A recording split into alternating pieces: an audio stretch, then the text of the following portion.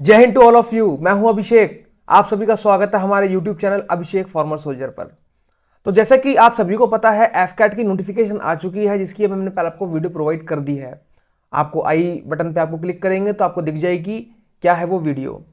तो जो बच्चे एफकैट की प्रिपरेशन कर रहे हैं उनके दिमाग में एक क्वेश्चन आता है। क्वेश्चन क्या आता है कि भाई प्रिपरेशन करते टाइम पे हमें कौन सी बुक को यूज करना चाहिए ताकि हमारी प्रिपरेशन बिल्कुल बेस्ट हो, हमारा सिलेक्शन 100% हो जाए, मतलब पहले अटेम्प्ट में ही हमारा एफकैट क्लियर हो जाए। तो उन्हीं बुक के बारे में डिस्कस करेंगे। और वो बुक सिर्फ मेरा पॉइंट ऑफ व्यू नहीं है, जितने भी टॉपर्स के इंटरव्यू हैं उनको मिलाकर, जितने भी हमारे फ्रेंड्स हैं जो एफकैट क्लियर कर चुके हैं, उन सभी का सजेशन मिलाकर मैंने आपको पूरी वीडियो तैयार की है। तो इस वीडियो को बिल्कुल एंड तक देखना, बहुत ही वैल्यूएबल वीडियो है आपकी। तो विदाउट वेस्टिंग टाइम आगे बढ़ते हैं हम लोग। सबसे पहले हमें जानना होगा कि जो फ्लाइंग ब्रांच है और ग्राउंड ड्यूटी ब्रांच है उनका पेपर का पैटर्न क्या है। तो उनका पेपर का पैटर्न क्या होता है, नॉर्मली अगर आप देखोगे तो उसमें 4 सब्जेक्ट होते हैं। रीजनिंग का होगा, इंग्लिश, न्यूमेरिकल एबिलिटी यानी मैथ्स आपका, और जनरल अवेयरनेस। तो ये 4 सब्जेक्ट होते हैं। अच्छा, इसमें एक सब्जेक्ट और छोटा सा ऐड होता है जो रीजनिंग में ही होता है, that is called military aptitude test. तो जो मिलिट्री एप्टीट्यूड टेस्ट है, इसके लिए कहां से बुक आपको पढ़नी है वो हम डिस्कस करेंगे अभी हम। तो रीजनिंग आप देखोगे तो 35 क्वेश्चन इसके आएंगे। इंग्लिश की देखोगे तो आप इसमें 30 क्वेश्चन आएंगे। मैथ्स के अगर आप देखोगे तो 15 क्वेश्चन आते हैं, और जीके के 20 क्वेश्चन। पूरा पेपर 300 मार्क्स का होता है। और पहले ही आपको बता दूं कि जो एफकैट की कट ऑफ है वो 150 से 165 के बीच में ही जाती है। 300 में से 165 आपको स्कोर करना है, उससे ज्यादा स्कोर नहीं करना है, आपको टॉपर नहीं बनना है। 165 या 170 आपका टारगेट हो, जहां पे आपको यूट्यूब पे दिखे 200 प्लस स्कोर करा देंगे, वो सब इतना आप देखो ना फेक होता है वो एक तरह से। आपको सिर्फ ध्यान देना है 170 180 ध्यान देना है। एफकैट क्लियर करो, मेन फोकस ऑन एसएसबी, जो कि बहुत हार्ड होता है। अपने एक्सपीरियंस से बता रहा हूं, बहुत ही हार्ड एसएसबी होती है। ठीक है, तो उस पर फोकस करना है। अभी एफकैट की हम बात करते हैं। सबसे पहले आपका आता है रीजनिंग। रीजनिंग में आपको क्या पढ़ना है, रीजनिंग की अगर आप देखोगे तो डिफरेंट डिफरेंट एजुकेटर्स आपको डिफरेंट डिफरेंट बुक्स बताएंगे। तो वो अलग अलग बुक अलग अलग टाइप के बच्चों के लिए होती है।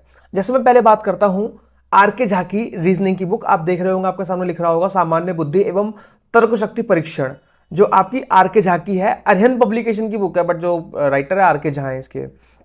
तो ये बुक अगर आप देखोगे तो बहुत पतली सी बुक है। इस बुक में जो कंटेंट है वो काफी इजी कंटेंट है, और जो मैंने इंडियन एयरफोर्स के एयरमैन के एग्जाम के लिए पढ़ी थी, और तब भी जो एयरमैन के एग्जाम में इससे हार्ड रीजनिंग आ जाती है। तो आपको मैं बताना चाहूंगा कि ये वाली जो रीजनिंग अगर आप पढ़ते हो तो आपका रिस्क, आपके साथ आप रिस्क लेके चल रहे हो।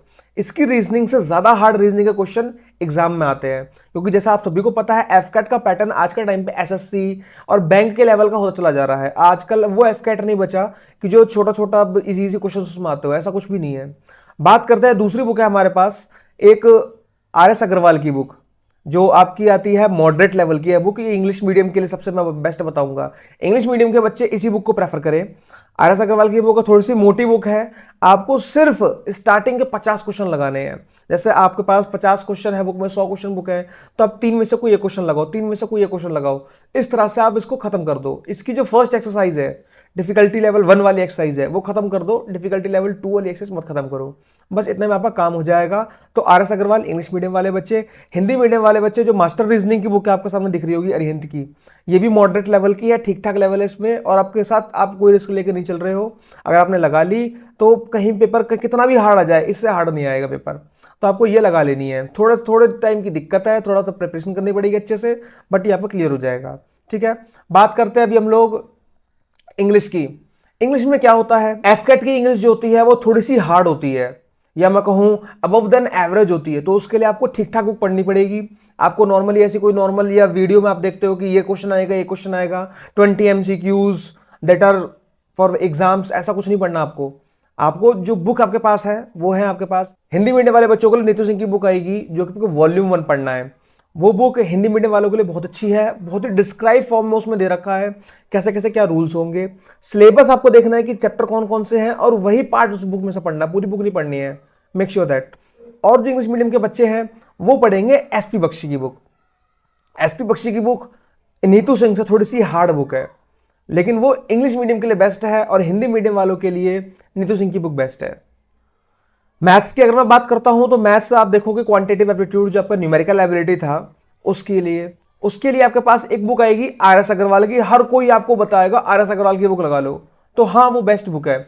सबसे बेस्ट बुक आपके लिए RS अग्रवाल ही रहेगी, उससे बेस्ट कोई बुक नहीं है।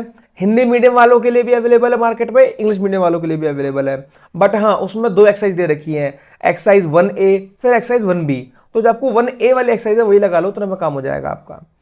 अगर आपको लग रहा है कि नहीं इतनी मोटी बुक नहीं लगा पाऊंगा मैं, तो आपकी जो एफकेट की बुक आती है जिसमें सारे क्वांटिटेटिव एप्टीट्यूड, रीजनिंग, इंग्लिश सब कुछ होता है, तो आप उसमें से क्वांटिटेटिव एप्टीट्यूड लगा लो, थोड़ा बहुत काम हो जाएगा। But again it will be your risk. भाई रिस्क हो सकता है, इसमें कुछ भी हो सकता है आपके साथ, क्वेश्चन इससे हार्ड भी आ सकते हैं। तो मैं आपको ये प्रेफर बिल्कुल नहीं करूंगा, मैं प्रेफर करूंगा आपको RS अग्रवाल। बट अगर आप किसी बैंक की तैयारी कर रहे हो, आप ऑलरेडी SSC की तैयारी कर रहे हो, है ना, जब आप इतने बड़े लेवल की तैयारी कर रहे होते हो तो आप खुद ही एक अरुण शर्मा की बुक लगा रहे होते हो। तो अरुण शर्मा की बुक अगेन सब लोग जैसे नाम सुनेंगे बोलेंगे बहुत हार्ड बुक है, कैट के लिए है। ठीक है भाई कैट के लिए है, लेकिन उसमें 3 एक्सरसाइज आपको देखने को नॉर्मली मिलेंगी, 3 से 4 exercise. Difficulty level 1, difficulty level 2, difficulty level 3, difficulty level 4। जब आप डिफिकल्टी लेवल 4 तक क्वेश्चन लगाते हो ना, तब आप कैट या MBA या इन सब की लेवल तक आप पढ़ाई कर पाते हो, बैंक के लेवल की तैयारी करते हो। लेकिन अगर आप डिफिकल्टी लेवल 1 क्वेश्चन लगा लेते हो ना, तो आपका ये RS अग्रवाल के बराबर काम करती है। बुक बहुत ही अच्छी है, क्वेश्चन बहुत ही अच्छे हैं, इंग्लिश मीडियम वाले बच्चे इसी को प्रेफर करें। अगर आपने बुक लगा ली, क्वांटिटेटिव एप्टीट्यूड का आपका सिंगल क्वेश्चन नहीं छूटेगा, गारंटी के साथ बात कर रहा हूं मैं ये चीज। बात करें हम लोग GS की, GS के लिए आपको कई लोग बोल देंगे कि नहीं आप ना एक लूसेंट की बुक पढ़ लो, ठीक है काम हो जाएगा आपका। बट उस चीज को मैं नहीं मानता। रीजन, आप कई टॉपर्स के इंटरव्यू देखना, वो भी आपको नहीं बोलेंगे कि एक लूसेंट की पतली सी पुस्तक पढ़ लो काम खत्म हो जाएगा आपका। GK या GS की अगर मैं बात करूं तो वो एक समुद्र है, जिस समुद्र से कोई नहीं बच सकता। ठीक है, तो अब उस समुद्र के लिए आपको करना क्या है? लूसेंट की बुक सबसे बाद में पढ़ूंगा, सबसे पहले मैं पढ़ूंगा पॉलिटी। पॉलिटी का जो पार्ट है वो मैं पढ़ूंगा M लक्ष्मीकांत से। हिंदी का भी अवेलेबल है एडिशन, इंग्लिश का भी अवेलेबल है। नहीं समझ में आता है, खान सर की वीडियो पड़ी हुई है यूट्यूब पर पॉलिटी की। नहीं समझ में आता है, हर्षित द्विवेदी एजुकेशन एक चैनल है, उसकी भी पॉलिटी की वीडियो पड़ी हुई है।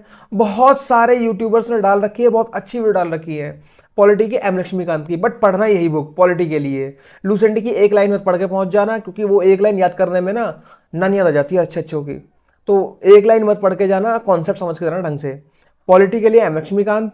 बात करूं मैं हिस्ट्री की, हिस्ट्री में 3 पार्ट होते हैं, एंशिएंट, मिडाइवल, मॉडर्न। तो मॉडर्न हिस्ट्री पढ़ के जानी है अभी आपको, अभी एंशिएंट पे ध्यान नहीं देना। अगर आ भी गए क्वेश्चन तो छोड़ दो, नहीं करना वो क्वेश्चन। मॉडर्न हिस्ट्री पढ़ के जानी है, वो पढ़नी है आपकी स्पेक्ट्रम से। बुक आपके सामने दिख रही है, हिंदी मीडियम इंग्लिश मीडियम दोनों के लिए अवेलेबल है। तो ये दोनों बुक आपने कर ली। देन इसके बाद एंड में जाना है आपको सामान्य यानी कि लूसेंट की बुक में। अब जो आपका इकोनॉमी का पार्ट छूट गया है, जो ज्योग्राफी का पार्ट थोड़ा छूट गया है, वो आप लूसेंट से कवर कर लो, काम खत्म आपका, आपके 1 लाइनर में काम हो जाएगा। लेकिन जो हिस्ट्री और वो ये आपके पॉलिटी वाले पार्ट है, ये आपको कॉन्सेप्ट की वजह से ही याद हो पाते हैं। अब लूसेंट आपने पूरा कर लिया, आपकी तैयारी पूरी हो चुकी है। इसके बाद आपको मॉक्स देने हैं। मॉक्स आप जितने ज़्यादा दे सकते हो, टेक्स्ट बुक के मॉक्स आप एक सीरीज आप ज्वाइन कर लीजिए, तो मॉक्स जितना दे सकते हो उतना बेहतर है। अब आपको साथ के साथ एक चीज और मैं बोलूंगा, पैरेलल में करते रहो, 1 घंटे का टाइम या 2 घंटे का टाइम निकाल के करते रहना। That is your SSB preparation. क्योंकि SSB की प्रिपरेशन एक दिन में, 1 महीने में, 2 महीने में, 2 महीने कोचिंग करके नहीं हो जाती है। SSB is all about your personality test. Personality एक दिन में डेवलप नहीं होती है। और पर्सनैलिटी डेवलप कैसे करोगे? जब आप अपने आप को इवेल्युएट करोगे कि भाई मेरे अंदर कमी क्या है, मेरी हॉबी क्या है, मेरी स्ट्रेंथ क्या है। मैक्सिमम बच्चों को अपनी स्ट्रेंथ, अपनी वीकनेस ही नहीं पता होती है और सब कुछ छोड़ दो। तो जब आप SSB की बुक पढ़ोगे तो आपको पता चलेगा, अच्छा आपको मिलिट्री के बारे में बहुत कुछ पता चलेगा, आपको पता चलेगा कि लेक्चरेट कैसे होता है, आपको अपने बारे में पता चलेगा बहुत सारी